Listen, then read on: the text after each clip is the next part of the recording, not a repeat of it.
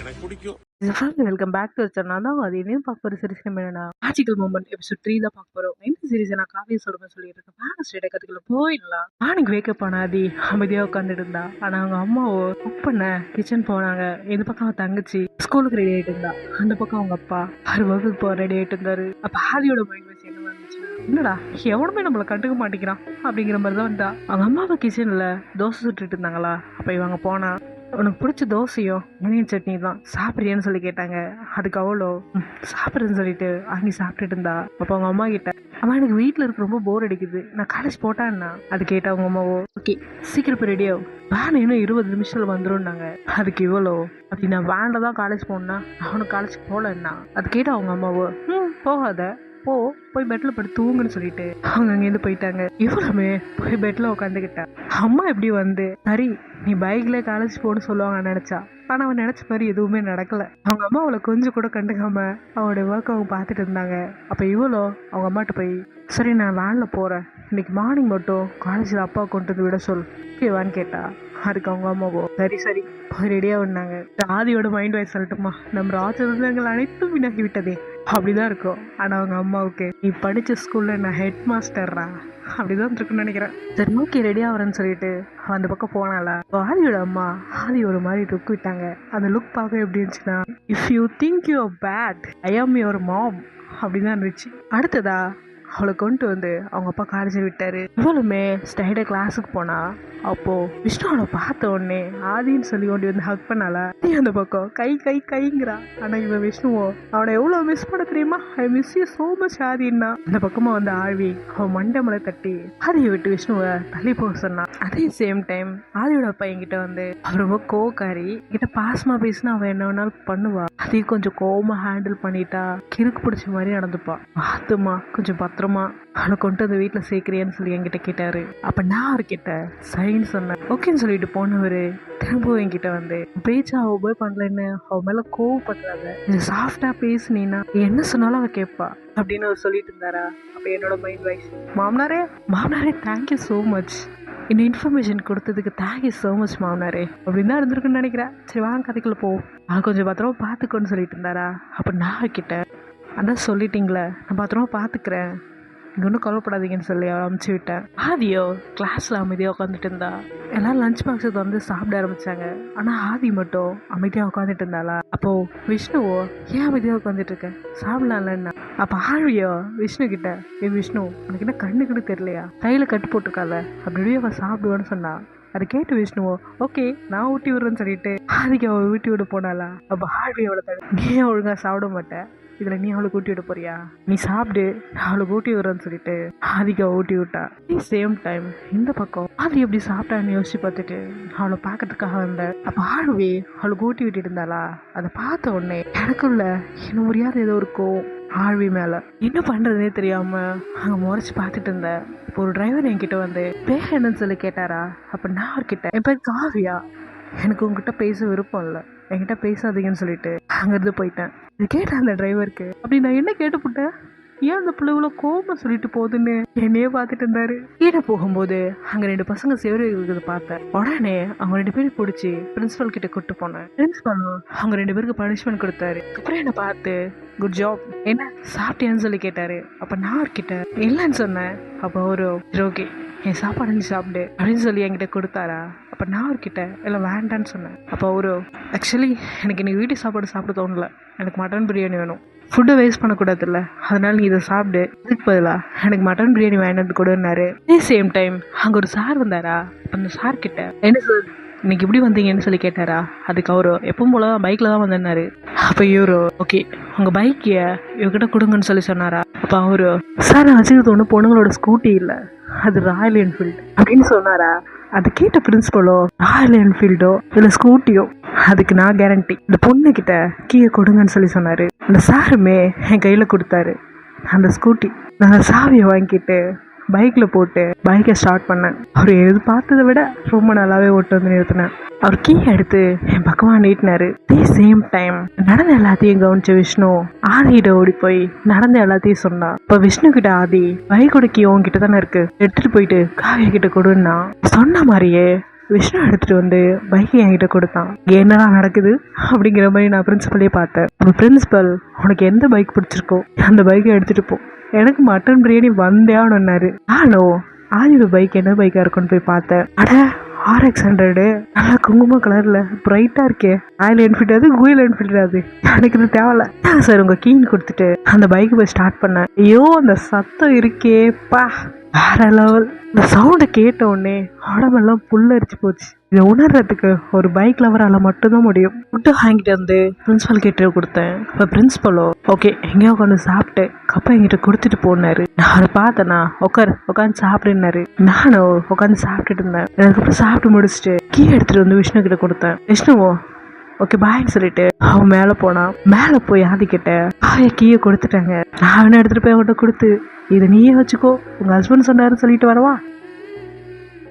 அது கேட்ட ஆதி கைதான் உடஞ்சிருக்கு, கால் நல்லாதான் இருக்கு. இதே மாதிரி இன்னொரு டைம் பேசின மூஞ்சி போலே உதைப்பண்ணான். விஷ்ணுவும் அப்புறம் என்ன திடீர்னு பொத்துக்கிட்டு பாசம், இன்னும் ஒரு வாட்டி அவளை பார்க்க கூட இல்ல, அதுக்குள்ள இவ்வளவு பாசமா காதல் அதோல் அப்படின்னாலா.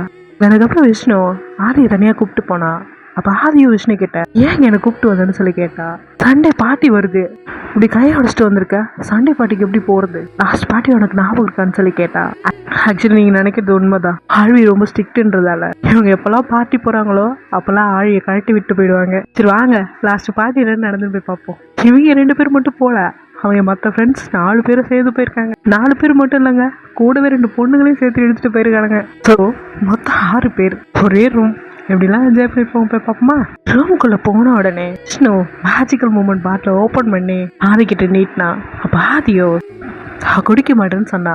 அது கேட்ட விஷ்ணு ஏன் குடிக்க மாட்டேன்னா, அதுக்கு ஆதி எப்போ நான் எனக்கான லவ் கண்டுபிடிக்கிறனோ போ அவளோட சேர்ந்து மேஜிக்கல் மூமெண்ட்டை குடிப்பேன் அப்படின்னு சொல்லி ஆதி சொல்லிட்டு இருக்கும் போதே சைட்ல விஷ்ணு கூல்ட்ரிங்க்ஸ்ல ஆல்கஹாலை மிக்ஸ் பண்ணிட்டு இருந்தா. அடுத்த விஷ்ணு ஆதிக்கிட்ட சரி ஓகே அதெல்லாம் குடிக்க மாட்டா, இதான் ஜூஸ் எது குடின்னு ஆதிக்கிட்ட நீட்னா. எங்களாம் நினைக்கிறீங்க ஜூஸுக்கும் ஆல்கஹாலுக்கும் வித்தியாசம் தெரியாதா என்ன நினைப்பீங்களா? ஆனா கொடுக்கறது விஷ்ணு வச்சு எப்படி யோசிக்க விடுவா. விஷ்ணு ஆதிய மூச்சு கூட விடாம குடிக்க வச்சா.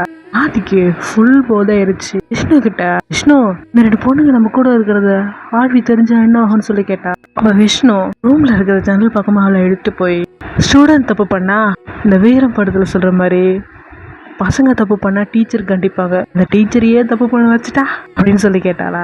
அதுக்கு ஆதி அப்படி நடக்குமா என்னன்னா. அதே சேம் டைம் அந்த எதிர்த்துல இருக்கிற ரூம்ல கப்பல் கிஸ் பண்ணிக்கிட்டே ரூம்குள்ள போனாங்க. டேய் உள்ள போய் கிஸ் பண்ணுங்கடா அப்படிதான் ஆதியோட மைண்ட் இருந்தது. விஷ்ணு அங்க பாரு, அங்க ஒரு கப்பல் தெரியுறாங்க. அந்த கப்பல் இருக்கிற அந்த ஒரு பொண்ணை பார்த்தா ஆழி மாதிரி இல்ல, ஆதியோ ஆழி மாதிரி இல்ல, ஆழியே தான். கூட இருக்கிறது பாய் ஃப்ரெண்டு தானே மச்சி, பிளான் பண்ணவே வேணாம், கடவுளோட செட்டிங் இது அப்படின்னு சொல்லி ஆதி விஷ்ணு கிட்ட சொல்ல. அப்ப விஷ்ணு ஆயோட போனை பிடிங்கி அதை வீடியோ ரெக்கார்ட் பண்ணிட்டு இருந்தா. ஆதி விஷ்ணு கையில போனை பிடிங்கி விஷ்ணு நோ சம்டைம் இது தப்பா கூட போய் முடியலாம், அதை அப்படியே விட்டுலாம், அங்க என்ஜாய் பண்ணிட்டோம், நாம இங்க என்ஜாய் பண்ணலாம் அடிச்சுன்னு சொல்லிட்டு விஷ்ணுவை ரூம்குள்ள பிடிச்சி எடுத்துட்டு போனா. இந்த 2 பேரும் குடிச்சு மாட்டேன் போல. வந்தா இந்த 2 பொண்ணுங்க ஆதியும் விஷ்ணுவே பார்த்து நின்றுட்டு இருந்ததுங்க. ஆதி பக்கத்துல பேர் பார்த்துட்டு எடுத்து குடிச்சிட்டு அதுல ஒரு பொண்ணு இழுத்து கிஸ் பண்ண கிட்ட போனவ இப்போ உங்களோட மைண்டே சொல்லட்டுமா. கிட்ட போனதுக்கு அப்புறம் என்ன ஆச்சுன்னு தானே இருக்கும். கிட்ட போனதுக்கு அப்புறம் என்ன ஆச்சு, அப்படியே மட்டையாயிட்டு அந்த பொண்ணு மேலே. விஷ்ணு ஆதியை பார்த்துட்டு அவன் டம்மி பீஸ் நான் அவளை மாறி இல்லைன்னு சொல்லிட்டு ஆதி மலையே மாட்டாயே விழுந்துட்டா. இதை பார்த்த அந்த 2 பொண்ணுங்களும் 2மே டம்மி பீஸ் தான் நான் போலான்னு சொல்லிட்டு அவங்க 2 பேர் பாக்கெட்ல இருந்த காசு எடுத்துக்கிட்டு அந்த 2 பொண்ணுங்க அங்கேருந்து போனாங்க. மார்னிங் ஆதி வேக்கப் ஆகி அவங்க ஃப்ரெண்ட்ஸ் கிட்ட நைட் ஃபுல்லாக ஒரே ஃபன்னா போச்சு, அவங்களுக்குலாம் எப்படி போச்சுன்னு கேட்டா. இப்போ விஷ்ணு அந்த பக்கத்துல இருந்து வந்து நைட் அந்த பொண்ணுகிட்ட ரொம்ப அதிசயமா நடந்துகிட்ட போல, அதனால அவள் கேட்டதை விட அதிகமாக பணம் கொடுத்தேன் அந்த பொண்ணுன்னு சொன்னாலா. அது கேட்ட ஆதி அப்படியாங்கிற மாதிரி அவளை பார்த்தாளா. அப்போ விஷ்ணு ஏன்னு சிரிச்சா. அதுக்கப்புறம் ஆதி அந்த டாபிக்கை சேஞ்ச் பண்ணா. வாங்க ரியாலிட்டிக்கு போவோமா, இங்க ஆழி விஷ்ணு கிட்ட எந்த ஊர் போனீங்கன்னு கேட்டா. இப்போ விஷ்ணுவோ பாண்டி போனோம். என்ன ரிசார்ட், SNRK ரிசார்ட்னு கேட்ட உடனே ஆழிக்கு அடி வயிற்றுல புளிய கரைச்சிது. என்ன டேட்னு சொன்னாலா. அவ சொன்ன டேட்டை கேட்டுட்டு ஆழி ரொம்பவே பயந்தா. எப்பவுமே இந்த டைம்ல ஆதி தான் டாபிக்கை மாத்துவா. ஆனா இந்த டைம் ஆழிய கிளாஸுக்கு டைம் ஆச்சு, வாங்க போய் கிளாஸ்க்குள்ள உட்காரலான்னு சொல்லி 3 பேரும் கிளாஸ்க்கு போனாங்க. பிரேக்ல இந்த வாட்டர் லெவல செக் பண்ண சொன்னாங்க. நானும் அதை செக் பண்றதுக்காக வாட்டர் டேங்க் கிட்ட போனேன். அங்க ஆதி ஒரு பொண்ணு கிட்ட ரொம்ப க்ளோஸா நின்று பேசிட்டு இருந்தாளா. அங்க இந்த பொண்ணு வந்துட்டு கூட்டு ஆதி கூட க்ளோஸா நின்று பேசிட்டு இருக்காங்களே, அவங்க யாருன்னு சொல்லி கேட்டேன். அப்ப அந்த பொண்ணு எனக்கு தெரியாதுன்னு சொல்லிட்டு அவ போயிட்டா. எப்படி கண்டுபிடிக்கிறதுன்னு தெரியாம அங்க போனா அங்க ஃபுல்லாவுமே மெயில்ஸா இருந்தாங்க. எங்க கூட நான் எப்படி தங்குறது சொல்லி யோசிச்சுட்டு நான் வேனுக்கே போய் செட்டில் ஆயிட்டேன். ஈவினிங் ஸ்டூடெண்ட்ஸ் எல்லாரும் வேன்ல ஏறினதுக்கு அப்புறம் நான் வேன் எடுக்கிறதுக்காக வந்தேன். உள்ள வந்தவ ஃபர்ஸ்ட் நான் ஆதியை தான் செக் பண்ணேன். அவன் உள்ள எந்த சீட்ல உட்காந்துருக்கான்னு பார்த்தேன். ஆனா பயவுல எங்கேயுமே காணா. ஒண்ணுமே புரியாம திகச்சு போய் நின்று இருந்தேன். அப்போ ஸ்டூடெண்ட், ஆதி சிஸ்டர் ஏன்னு வேன் எடுக்காம இருக்கீங்க, டைம் ஆயிடுச்சு எல்லாம் வந்துட்டாங்க, போய் வேன் எடுங்கன்னு சொன்னா. ரொம்ப சோகமா போய் டிரைவர் சீட்ல உட்காந்தா. கீயை போட்டு வேனை ஸ்டார்ட் பண்ணி சைட் மிரர் ஏறி உள்ள இருக்கிற மிரர் செக் பண்ணும் போது தான் தெரிஞ்சது இவ்வளவு கெட்டப்ப சேஞ்ச் பண்ணி மண்டபம் இருக்கிற கொண்டையை மறந்துட்டோமேன்ற மாதிரி. இன்னொரு சீட் சைடு சீட் எல்லாம் பார்த்தவ ஸ்டெப்ஸுக்கு பக்கத்துல இருக்கிற சீட்டு பார்க்க மறந்துட்டு அந்த சீட்ல தான் ஃபர்ஸ்டே உட்காந்துருந்தா. அவரே என்ன ஒரே குஷி தான். சைட் மிரர்ல யாழைய ஆதியவே சைட் அடிச்சுட்டு வேனை ஓட்டிட்டு போயிட்டு இருந்தேன். பொதுவா ஆதியோட வீடை கிராஸ் பண்றதுக்கு 25 மினிட்ஸ் தான் ஆகும். ஆனா எனக்கு 25 மினிட்ஸ் தான் ஆகும்னு நினைக்கிறீங்களா? கண்டிப்பா லேட் ஆகும் தான் நினைக்கிறீங்க. உண்மையிலே நீ நினைச்ச மாதிரி தான் லேட் ஆச்சு. அப்படி நடக்க வாய்ப்பு இருக்கா என்ன? எஸ் பண்ண மாதிரியே 25 மினிட்ஸ்ல மணி நேரம் ஆச்சு. உள்ள இருக்கிறவங்க எல்லாம் இது என்ன வேணா இல்ல மாட்டு வண்டியா அப்படிங்கிற மாதிரி உட்காந்துருந்தாங்க. 45 மினிட்ஸ்க்கு அப்புறம் ஆதியோட வீடு வந்துச்சு. இவ்வளவு சீக்கிரமா வந்துட்டோம் அப்படின்னு வாய் விட்டு சொல்லிட்டேன். மைண்ட் வாய்ஸ் நினைச்சு அவ பக்கத்துல இருந்த பொண்ணும் அவையா நீங்க மைண்ட் வாய்ஸ் நினைச்சு ஓப்பனா பேசிட்டீங்கன்னா நானும் அவளை பார்த்து சிரிச்சேன். சிரிக்கிறது பார்த்த அந்த பொண்ணு இன்னைக்கு டிரைவருக்கு என்ன ஆச்சுன்ற மாதிரி என்னை பார்த்தா. ஆக்சுவலி யாரை பார்த்து சிரிக்க மாட்டேன், அவ்வளவா பேச மாட்டேன். நான் உண்டு என் வேலை உண்டுன்னு இருப்பேன். ஆனால் ஃபர்ஸ்ட் டைம் அவளை பார்த்து சிரிச்ச உடனே எனக்கு என்ன டிரைவருக்கு பைத்தியங்கிட்டு பிடிச்சிச்சோன்ற மாதிரி என்ன பார்த்தா. நான் அவளை பார்த்துவேன் ஆதியை பார்க்க மறந்துட்டேன். வீட்டுக்கு முன்னாடி வேன் என்ன உடனே டக்குன்னு எழுந்து பேக் அவன் ஷோல்டர்ல மாட்டினாளா. அவகிட்ட ஓடி போய் அவன் ஷோல்டர் இந்த பேகை வாங்கிட்டு ஃபர்ஸ்ட் இறங்குற நீ என் பின்னாடியே இறங்குன்னு சொல்லி அவளை இறக்குனேன். ஃபேன் நின்ன உடனே அவங்க அம்மா உள்ளேருந்து வந்தாங்க. அவங்க அம்மாட்ட பேக் கொடுத்துட்டு அமைதியா ஓரமா நின்ன. அவ்வளோ கீழே இறங்குற உடனே அவ்வளோ போயிட்டா. மாமியார் என்கிட்ட தேங்க்யூன்னாங்க. நானும் வெல்கம்னு சொல்லிட்டு ஃபேன் எடுத்துட்டு அங்கேருந்து கிளம்புனேன். அதுக்கப்புறம் எனக்கு என்ன ஆச்சுன்னு தெரியல. ஏதோ வானத்துல ரெக்கா கட்டிட்டு பறந்த மாதிரி இருந்தது. நைட்டு ஃபுல்லா எனக்கு தூக்கவே வரல. அவன் ஷோல்டரை டச் பண்ணது மட்டும் தான் என் கண்ணுக்குள்ளேயே இருந்துச்சு. அடே காவியா, உனக்கு என்னடி ஆச்சு, ஏன்டி இப்படி தூங்காம இருக்கேன்னு என்னை நானே திட்டிக்கிட்டேன். மார்னிங் வேக்கப் ஆகி இங்க யோசிக்கிறது புரியுது. எங்க தூங்குனா வேக்கப் ஆகுன்றீங்களா? படிக்கலே எழுந்தல்ல, ஸோ அதை வேக்கப்னு வச்சு மார்னிங் வேக்கப் ஆகி ஃப்ரெஷ் ஆகிட்டு வந்து என்ன ட்ரெஸ் போடலாம்னு சொல்லி யோசிச்சேன். அப்போதான் எனக்கு தோணுச்சு நான் யூனிஃபார்ம் தச்சு வந்துட்டதில்ல. ஸோ யூனிஃபார்ம் பேண்ட் போட்டு மேல ஒயிட் கலர் ஷர்ட் போட்டேன். இந்த ட்ரெஸ் ஆதிக்கு பிடிக்குமான்னு சொல்லி யோசிச்சேனா. அப்பதான் எனக்கு தோணுச்சு ஏன் அவளை இம்ப்ரெஸ் பண்ற மாதிரி நம்ம ட்ரெஸ் போடணும், நமக்கு எது சூட் ஆகுதோ நமக்கு எது பிடிக்குதோ அதையே போட்டுப்போம், கண்டிப்பா அதுல இம்ப்ரெஸ் ஆவான்னு முடிவு பண்ணி வேன் எடுத்தேன். எப்பவுமே நான் வேன் எடுத்தேன்னா ரொம்ப ஹாப்பி ஆயிடுவேன். வேன் எடுக்கிறதுன்னு தெரியுது, காலேஜுக்கு போறதுன்னு தெரியாது. ஆனா இப்போ நான் வேன் எடுத்தேன்னா அது ரொம்ப லாங்கா தெரிஞ்சது. ஏன்னா காலேஜ்ல இருந்து ஒரு 10வது ஸ்டாப்பிங் தான் அதோட ஸ்டாப்பிங். ஸோ காலேஜுக்கும் அவன் வீட்டுக்கும் எவ்வளோ கிட்டோன்னு யோசிச்சுங்க. ஆனா எனக்கு அதுக்கு ரொம்ப தூரம். நீங்க சொல்றது நல்லா புரியுது, தூரம்தான். ஆமா, என்னமோ அது ரொம்ப தூரமா தெரிஞ்சது. எப்படா அவளை போய் மீட் பண்ணுவோம், எப்படா அவளை பார்ப்போன்னு யோசிச்சுட்டே போனேன். ரொம்ப நேரம் கழிச்சு அதோட வீடு வந்தது. நானும் அவ வீட்டுக்கு போய் நின்று ஹாரன் அடிச்சேன். உள்ள இருந்து வயிறு ஃபுல் ஆயிடுச்சு போதுமானு சொல்லிக்கிட்டே பேக் எடுத்துட்டு வெளியே வந்தா. அவுட்ஃபிட்டை பார்த்ததுக்கு அப்புறம் தான் எனக்கு தோணுச்சு கலர் ஷர்ட் காக்கி கலர் பேண்ட் இங்கே பார்த்த மாதிரி இருக்க. ஏய், சேம் அவுட்ஃபிட், இதே தானே நானும் போட்டுக்கான்னு யோசிச்சேன். என்ன அந்த பேண்ட் கொஞ்சம் லைட் கலரா இருக்கு, இது கொஞ்சம் டார்க் கலரா இருக்கு, அவ்வளவுதான் டிஃப்ரெண்ட். உள்ள இருந்த ஸ்டூடெண்ட்ஸ் எல்லாருமே அதையே பார்த்தாங்க, அதே சேம் டைம் என்னையும் பார்த்தாங்க. இதுக்கு எனக்கு எதுவும் சம்மந்தம் இல்லாத மாதிரி நான் உட்காந்துட்டு இருந்தேன். அன்னைக்கு ஃபுல்லா அவளை எப்படியாவது பார்த்துன்னு சொல்லி ட்ரை பண்ணிக்கிட்டே இருந்தேன். ஆனா என்னால அவளை பார்க்கவே முடியல. அது காரணம் பிரின்சிபல் எனக்கு நிறைய ஒர்க் கொடுத்துட்டு இருந்தாரு. அதையும் நான் தொடர்ந்து பண்ணிக்கிட்டே இருந்தேன். ஓகே, ஈவினிங் வேலை தானே வருவா, மீட் பண்ணலான்னு யோசிச்சுட்டு வேலையை பார்த்துட்டு இருந்தேன். ஈவினிங்கே வந்துச்சு. வழக்கமான ஸ்டூடெண்ட்ஸ் எல்லாம் ஏறினதுக்கு அப்புறம் நான் ஏறி உட்காந்தேன். ஹலோ, அதே சேம் இடத்துல தான் உட்காந்துருந்தா. அப்ப நான் பக்கத்துல இருந்த பொண்ணு கிட்ட நீங்க போய் ஆதியோட இடத்துல உட்காருங்க, அவளை இங்க வந்து உட்கார சொல்லுங்க. ஏன்னா அவ கையை வராது இடிச்சுட்டேன் வருது, போய் கொஞ்சம் உட்கார முடியுமான்னு கேட்டேன். அவங்களும் ஓகே சொல்லிட்டு பின்னாடி போனாங்களா. அடுத்ததா விஷ்ணு ஆதியும் வந்து உட்காந்தாங்க. ஆதி ஜன்னல் சைடும், விஷ்ணு என் பக்கத்துல வந்து உட்காந்தா. அட கடவுளே, நம் ராஜதந்திரங்கள் அனைத்தும் வினாகி விட்டது என்ற மாதிரி உட்காந்துட்டு இருந்தேன். அப்ப விஷ்ணு என்னை பார்த்துட்டு அதுகிட்ட ஜன்னலோர உட்காந்து பதில் அங்கேயே உட்காந்துருக்கலாம்ல, இந்தியா ஸ்டார்ட் பண்ண இடிச்சுப்ப இந்த ஓரம் உட்காருன்னு சொல்லி கூப்பிட்டா. வாதியும் முடியாதுன்னு சொல்லிட்டு அங்கவே உட்காந்துட்டு இருந்தாளா.